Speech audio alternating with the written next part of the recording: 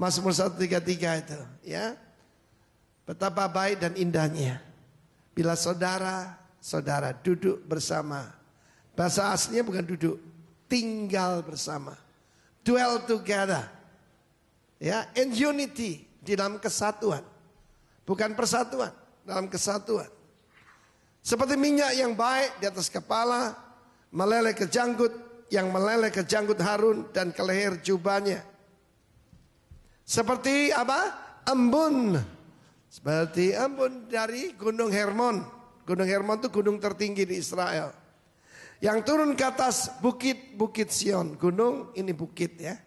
Itu gunung tinggi saudara. 3000 meter. Yang satunya 800 meter. Bukit Sion. Sebab kesanalah Tuhan memerintahkan berkat kehidupan untuk selama-lamanya. Mari kita baca juga Matius 18 ayat 19 dan 20. Nah, Matius 18 ayat 19 dan 20 dibukakan satu rahasia, yaitu kekuatan daripada agreement, daripada persetujuan. Dan lagi aku berkata padamu, jika berapa? 2 orang dari antara padamu di dunia sepakat meminta apapun juga, permintaan mereka akan dikabulkan oleh Bapakku yang di surga. Concerning anything that they ask, it will be done for them by my Father in heaven. Sebab di mana 2-3 orang berkumpul dalam namaku, di situ aku ada di tengah mereka. Kerajaan Allah itu kerajaan yang praktis, saudara. Orang Yahudi atau kelompok-kelompok lain, kalau mau berjamaah perlu berapa orang? 10 orang. Enggak gampang saudara. Tapi Tuhan bilang 2 saja. Asal sepakat, asal sehati, asal sepikiran, setujuan. Bahkan Alkitab mengatakan satu perkataan, one mouth, itu powerful. Tidak ada kekuatan lebih hebat daripada the power of agreement. Dan tidak ada yang lebih merusak daripada disagreement, disharmony. Harmony is power. Katakan harmony is power. Sepakat di sana adalah simfonio. Simfonio itu dari mana kita dapat satu kata bahasa Inggris apa? Symphony. Saudara pernah melihat ya? Nggak usah jauh-jauh band kita aja. Coba. Kalau mereka yang satu mainkan lagu yang lain-lain, nggak karu-karuan saudara ya. Tapi mesti ada leadernya satu. Nggak apa-apa dia lebih muda. Yang lain menundukkan diri. Persoalan saya itu ternyata yang paling sulit dimainkan itu the second keyboard inilah. Dia harus menundukkan diri. Amin. Dan kalau drum dan bass tidak kompak, terjadi nggak enak, saya bisa rasa. Karena mainnya kacau. Musik yang indah, hidup yang indah dan powerful adalah simfonio. Katakan simfoni. Amen. Simfoni, luar biasa saudara. Kenapa kok dinyanyikan saudara seiman? Ini dijelaskan Achim. Achim itu saudara sekandung. Di dalam perjanjian baru, ketika Paul menyebut siapa saja bangsa apapun yang sudah dalam Tuhan, dipanggil brother, itu adalah adelphos. Adelphos itu keluar dari satu kandungan. Kita itu adalah saudara sekandung. Saudara sekandung. Karena itu masalah antara suku, antara ras, antara tingkatan sosial selesai di dalam kerajaan sorga. Di dalam kerajaan sorga semuanya level. Amin. Lembah akan ditimbun. Gunung-gunung akan diratakan. The hills will be leveled. Mountains will be leveled. Tetapi semua lembah-lembah, every valley shall be filled. Semua yang kasar akan dihaluskan, semua yang bengkok akan diluruskan. Nah, kita belajar di sini the power of agreement. Sebelum itu saya akan tunjukkan kepada kalian bahwa memang Tuhan itu menciptakan dunia ini berpartner, bermitra. Dimulai dari siapa? Dari Dia sendiri. Triunity. Bapa, Putra dan Roh Kudus. Respect one another. Love one another. Tuhan kita bukan 3. Tapi dikatakan di sana memakai istilah kita. Keluarga itu kuat kalau suami istri kita. Saya ada di Taiwan. Lalu waktu di Taiwan itu saya memperhatikan ada sesuatu something wrong di dalam keluarga. Kenapa saudaraku?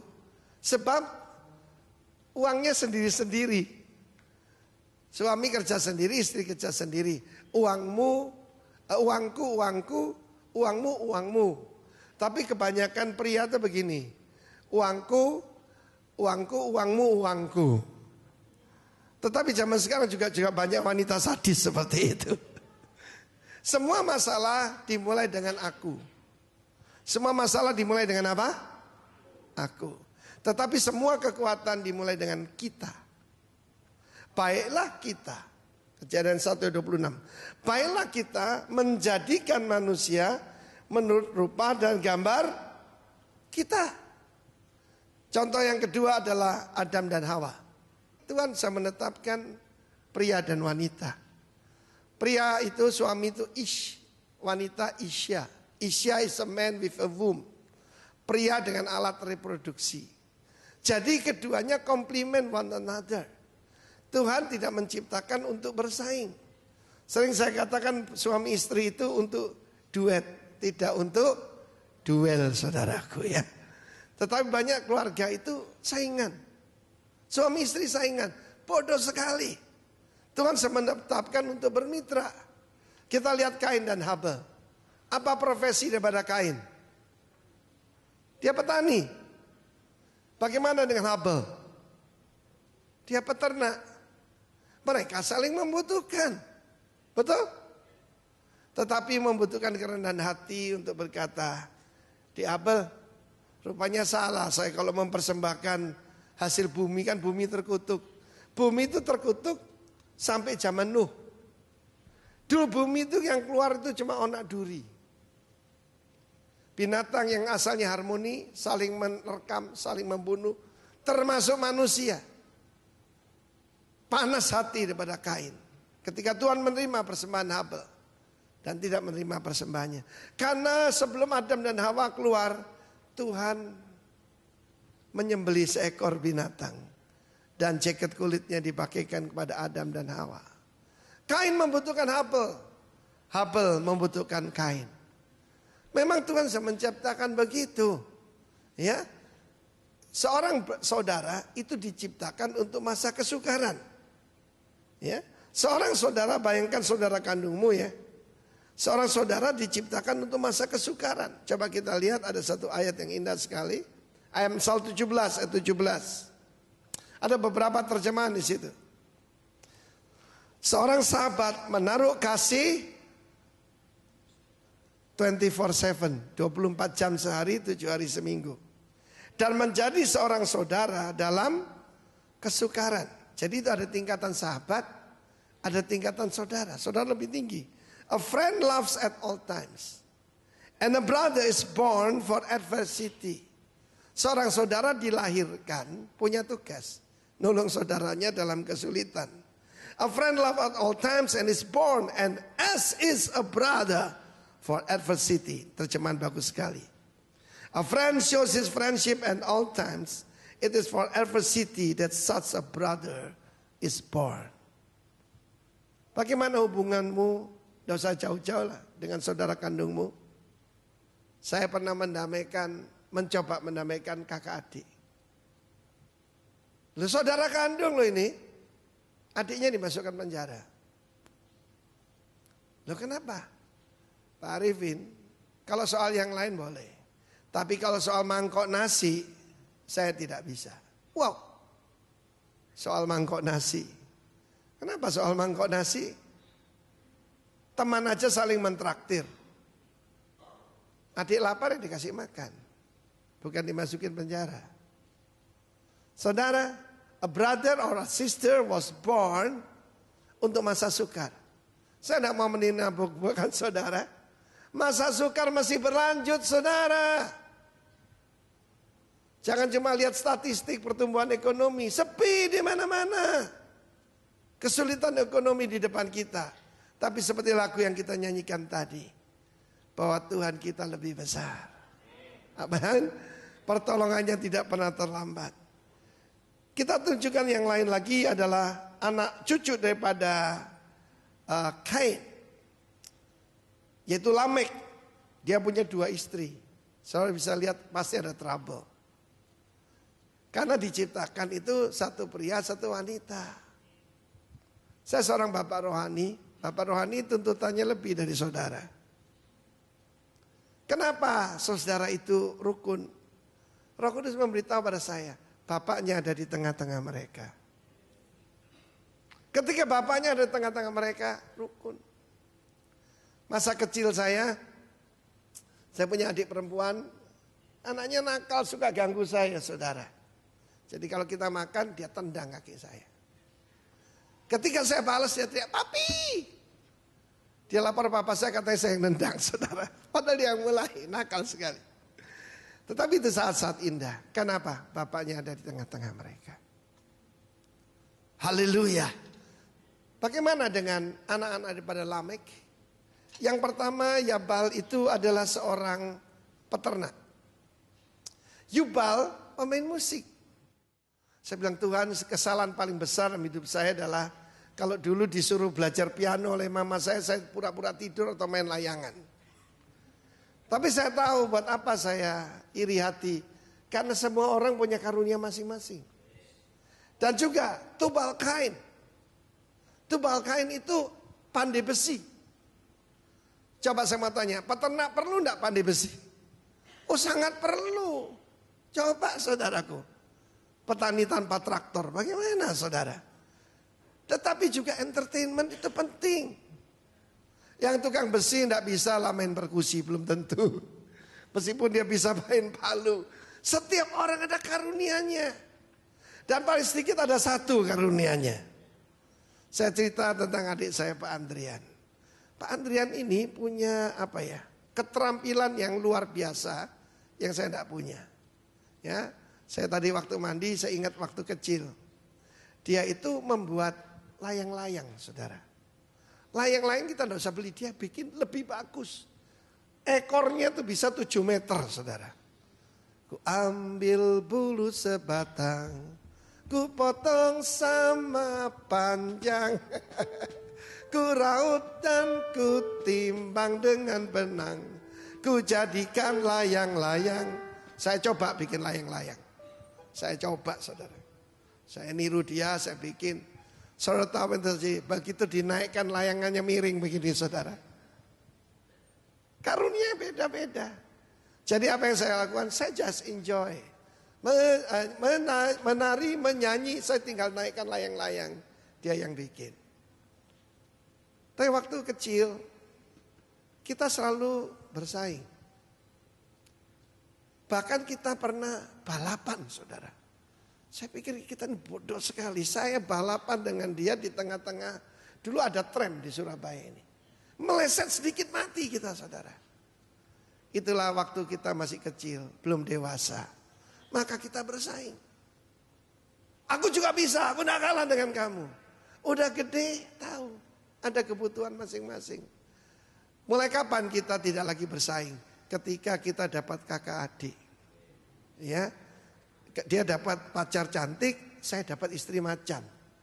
Manis dan cantik, saudaraku. Haleluya. Setiap daripada kita harus sadar bahwa ada kekuatan luar biasa. Saya bicara tentang keluarga, kita bicara tentang masyarakat, kita bicara soal gereja. Di mana ada kerukunan, maka berkat itu tidak usah diminta datang sendiri. Tetapi di mana ada disharmony, maka semuanya lari.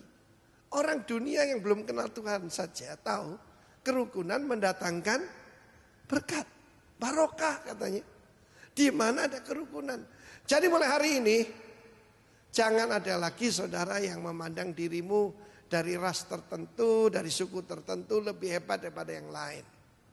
Kita yang di tanah Jawa, kita dulu agak memandang rendah orang dari luar pulau, Waitau, orang luar pulau. Itu kurang daripada kita. Itu sesuatu bentuk yang keliru, saudara. Firman Allah menunjukkan bagaimana ketika mereka bersama berkumpul, maka seperti embun dari Gunung Hermon.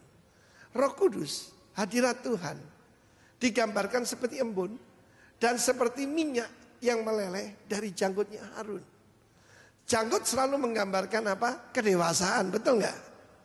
Ya, saya dengan Pak Andrian dulu itu kita tuh sudah remaja, kumisnya nggak keluar saudara. Kita coba cukur, kita pergi ke pasar malam gitu, beli obat tumbuh kumis nggak tumbuh. Yang hitam cuma bantalnya, saudara. Tapi tiba waktunya ya sekarang sebenarnya mesti cukur, saudara. Ya, meskipun pirang iji maksudnya. Tetapi firman Allah berkata seperti minyak yang baik yang turun ke janggut Harun. Sekali lagi saya mau tekankan pertama, seorang teman yaitu mengasihi segala waktu. Tentang hubungan ada 4 tingkatan. Pertama friendship. Friendship itu paling rendah. Tetapi itu pun saudaraku sesuatu yang paling berharga. Friends come and go. Teman bisa datang bisa pergi. Kemarin istri saya tanya, kenapa sih itu tidak pernah kelihatan lagi ya? Friends come and go in your life. Tetapi ada yang lebih tinggi yaitu fellowship.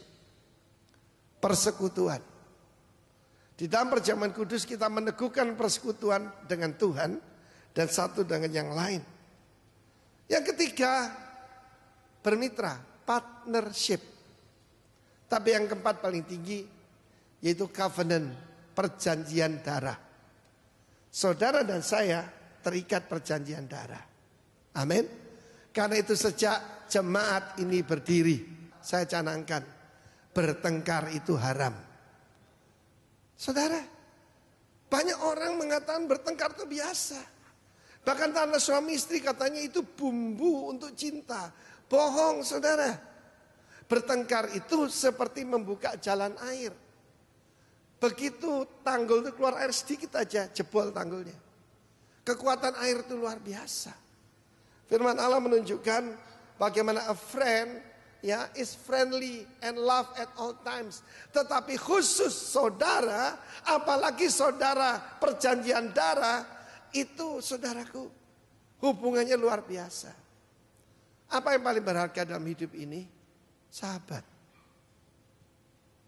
Tapi yang lebih berharga lagi saudara. Amen.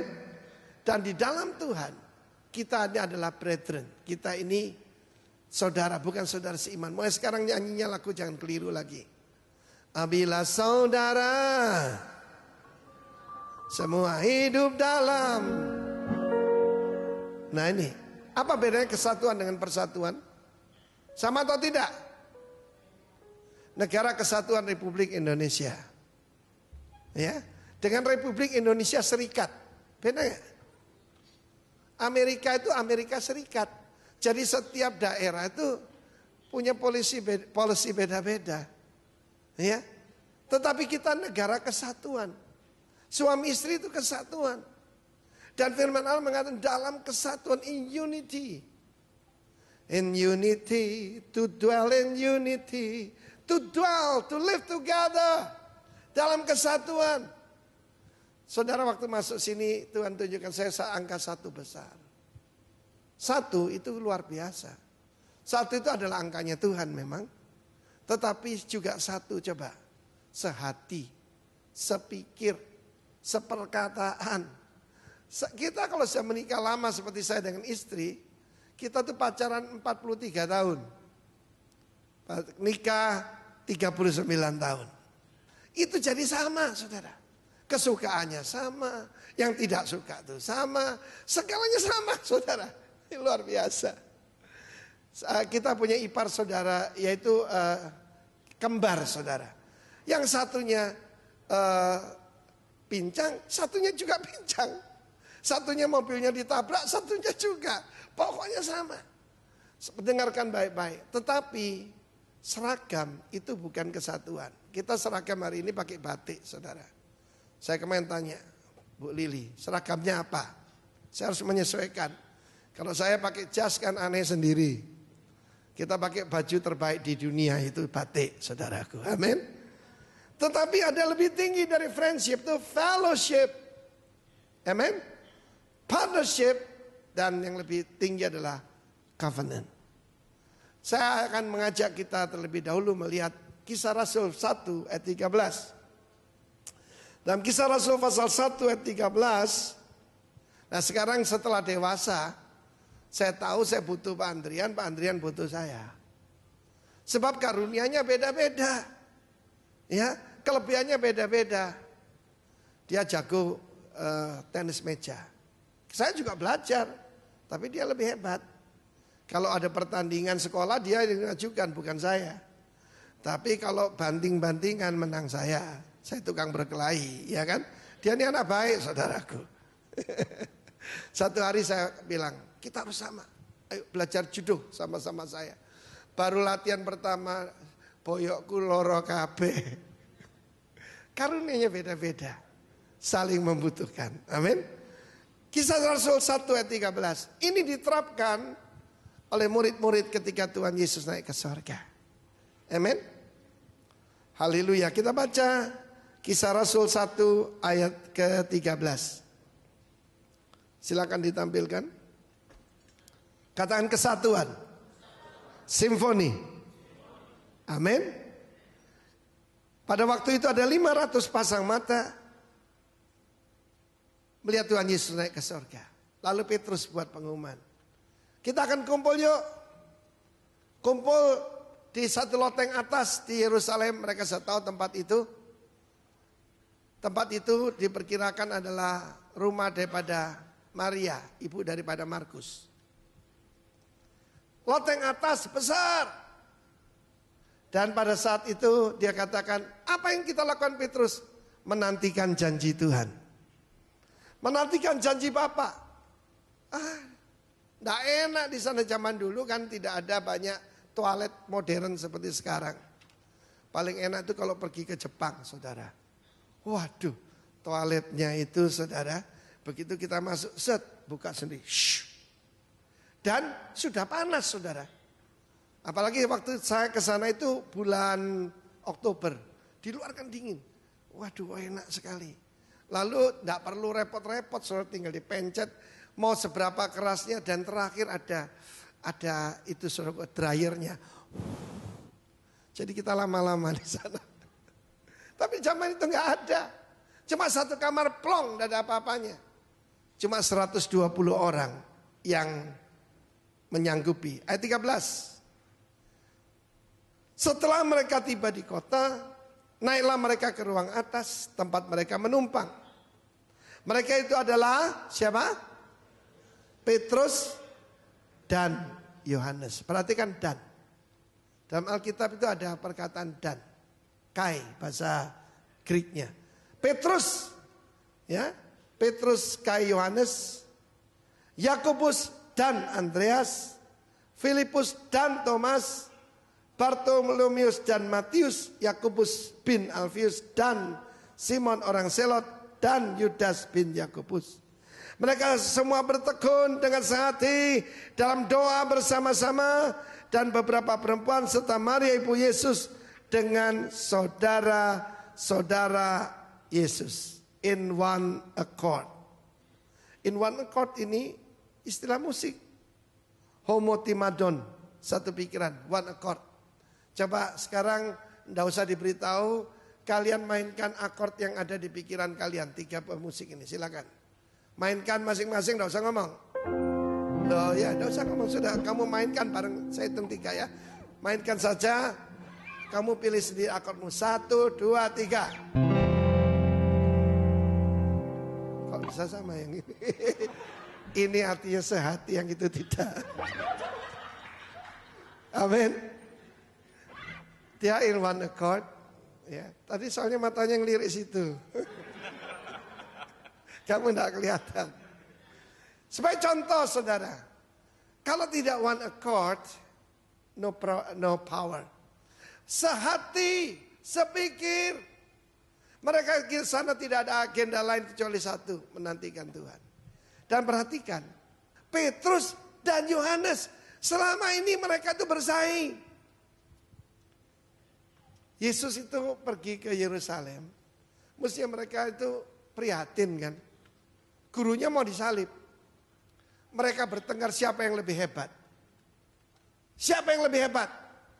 Sampai sekarang saya lihat banyak hamba-hamba Tuhan itu bersaing saling meninggikan diri. Tandanya masih anak-anak. Yohanes selamanya sebelumnya ini, sebelum kisah Rasul 1, sebelum Yesus bangkit, Petrus itu dan Andreas saudaranya. Yohanes dan Yakobus. Ya. Matius dan Thomas, sebab mereka masih bersaudara. Tetapi sekarang berubah, lihat, Matius dan Bartolomeus, Andreas dan Yakobus. Saya perhatikan itu. Rasialisme masih ada di gereja. Rasialisme masih ada di masyarakat kita. Saudara, apa yang terjadi ketika mereka bersatu? 10 hari kemudian setelah mereka menyaksikan Yesus naik ke sorga. 10 hari loh, empet-empetan di dalam satu ruangan, tidak terlalu besar. Ruangan itu segini loh. Kalau saya pergi ke Yerusalem dipercaya itu ruangannya karena itu ruangan terbesar dalam penggalian prasejarah. Bukan prasejarah, zaman Yesus masih hidup. Cuma segini, mungkin lebih kecil sedikit. Ini kan 12, kurang lebih 10 kali 12. Jadi 120 orang, satu orang dapat space berapa? 1 meter persegi. Enak enggak? Cuma 1 meter persegi. Beberapa orang tidurnya empet-empetan atau berdiri. Kecil sekali. Dan sampingnya enggak ada sungai. Sulit saudara. Demikian juga dalam hidup ini. Ternyata ketika mereka menantikan. Dan saya bayangkan. Petrus datang pertama. Dia datang pada Yohanes. Yohanes, sorry ya.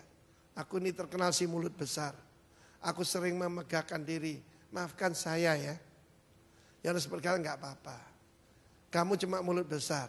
Saya ini menganggap kamu lebih rendah dari saya. Saya minta ampun padamu. Dan terjadi rekonsiliasi yang luar biasa. Dan itu mempersiapkan mereka untuk menerima minyak yang baik yang turun dari Gunung Hermon. Seperti embun Gunung Hermon. Seperti minyak yang turun ke ujung jubah daripada Harun. Siapa Harun di sini? Tuhan Yesus. Hermon selalu bicara sorga. Hermon itu artinya sanctuary, tempat suci. 10 hari kemudian, pas hari Pentakosta, itu Tuhan Yesus kembali ke sorga, diurapi jadi raja, di atas segala raja, dan diurapi sebagai imam besar agung perjanjian baru.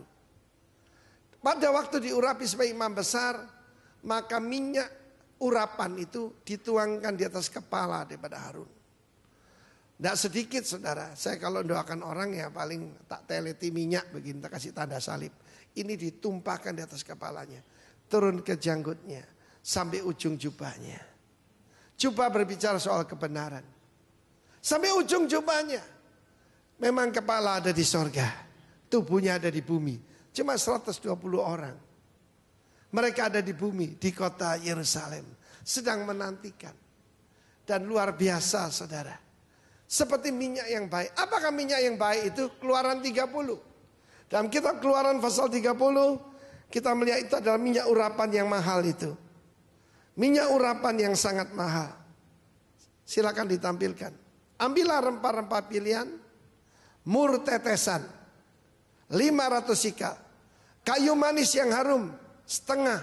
Yaitu 250 sikal.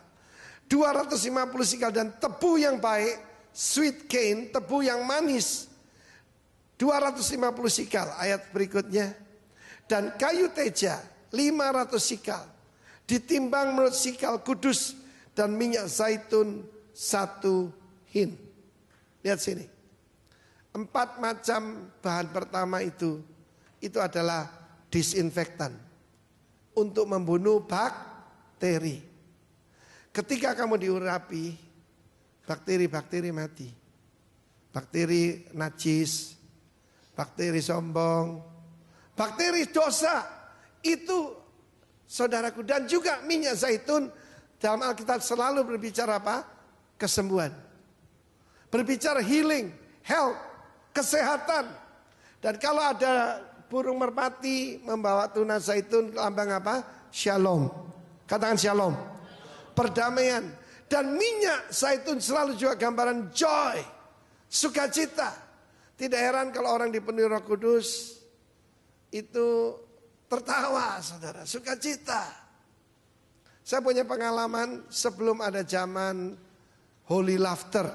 Saya ngalami dengan ayah mertua saya. Ayah mertua saya dalam keadaan tertekan yang luar biasa. Dalam keadaan ketakutan. Dan ketika itu saya tumpang tangan. Mendadak beliau tertawa, saudara.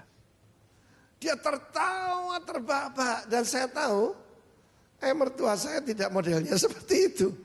It's because of the Holy Spirit. Dan orang yang mengancam dia, mendadak dia berdiri. Saya saksi hidup, saudara. Dia berdiri, dia tantang orang itu. Saya tahu ayah mertua saya orangnya bukan pemberani, penakut orangnya. Dengan polisi lalu lintas saja takut, saudara. Tetapi ketika dia diancam, saudara, ya, diancam oleh seorang jaksa. Begitu dia diurapi Roh Kudus, dia telepon orang itu, dia tantang orang itu, saudara. Luar biasa. Karena itu memberikan sukacita. Mur itu menyembuhkan apa? Menghilangkan rasa sakit. Ingat Tuhan Yesus di atas kayu salib dikasih apa? Empedu bercampur mur. Dan anggur asam. Ini semua jelek semua. Anggur asam itu saudaraku cuka, saudara. Ya. Seharusnya kalau raja diberi anggur yang paling baik kan. Dikasih cuka. Dikasih empedu itu pahit. Dan juga mur. Ketika orang-orang Majus datang, mereka memberikan apa pada bayi Yesus. Waktu Yesus bukan lagi bayi, seumur 1-2 tahun kurang lebih. Emas, kemenyan dan mur. Mur itu lambang apa? Penderitaan. Tetapi mur bisa menghilangkan rasa sakit.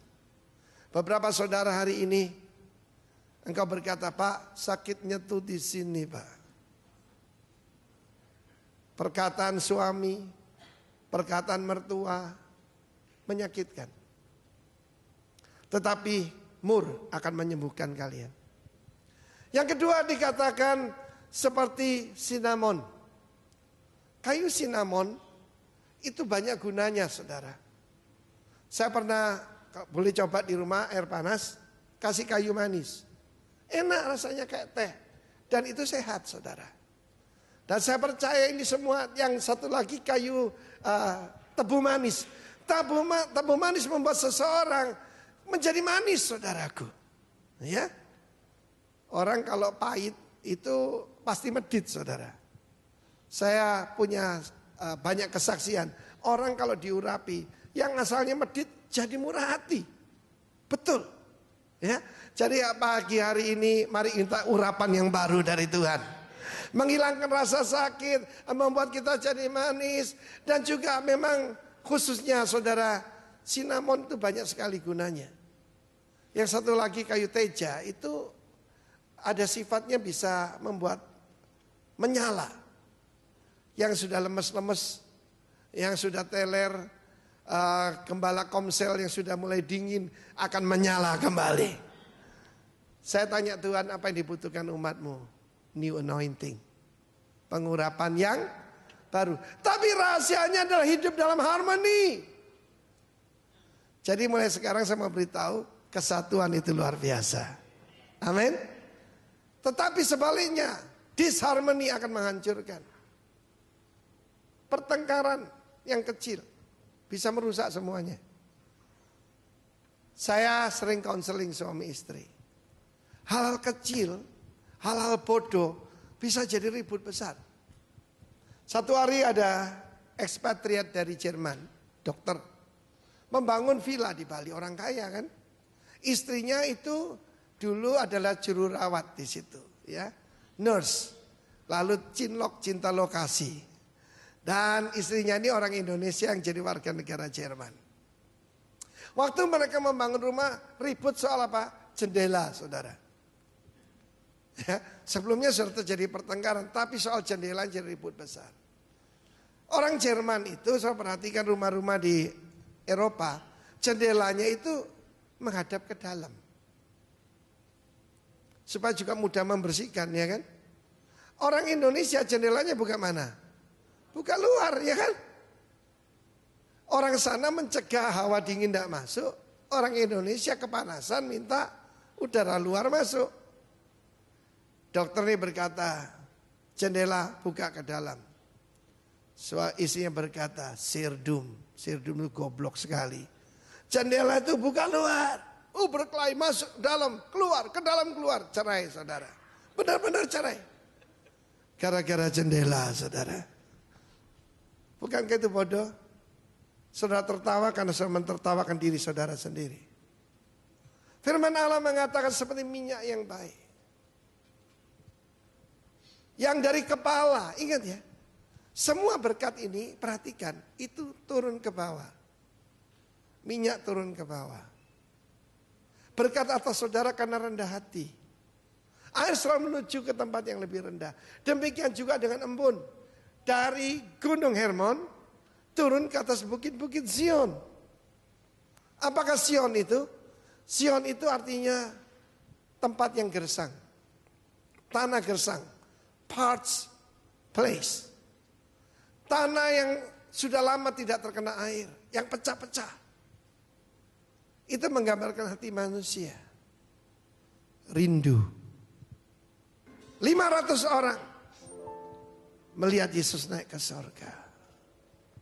Tapi cuma 120 menantikan Tuhan. Bagi orang kenyang, bahkan madu pun terasa tidak nikmat. Tapi bagi orang lapar, lento terasa enak saudara. Makanan paling murah, makanan paling enak. Ya, telo terasa enak. Seberapa lapar dan haus kita akan Tuhan. Ketika kita kenyang, kita pilih minuman. Tetapi kalau kita haus, air keran pun terasa nikmat sekali. Hari ini kita sampaikan satu rahasia firman Tuhan yang sederhana. The power of agreement. Karena itu seorang laki-laki meninggalkan ayahnya dan ibunya. Dan menjadi berapa? Bagaimana keadaan kalian di rumah? Keuangan masih sendiri? Kamu ya yang bayar cicilan motor. Nanti aku yang bayar listrik. Itu living together, bukan nikah. Masih banyak loh yang seperti itu. Kenapa saya dan istri diberkati? Kita selalu satu dalam segala hal termasuk keuangan. Bersatu dalam segala hal. Memakai bahasa kita. Rumah kita. Anak-anak kita, kemenakan kita, orang tua kita. Di rumah ada ibu saya dan ibu mertua. Dua-duanya ibu saya. Tidak ada beda. We treat them the same. Karena itulah keluarga kami diberkati. Saya dengan Pak Andrian selalu beda pendapat. Kenapa? Sudut pandangnya beda. Tetapi justru itulah kekayaan kita. Nah kalau kita sama buat apa? Angkat dia jadi penatua. Justru karena dia punya pandangan yang mungkin beda. Ya, misalnya saja dia lebih pandai ngatur keuangan. Saya ini lebih pandai membelanjakan, saudaraku. Kita saling membutuhkan. Hari ini pulang rekonsiliasi, di mana dua orang sepakat. Mereka menjadi satu. Haleluya.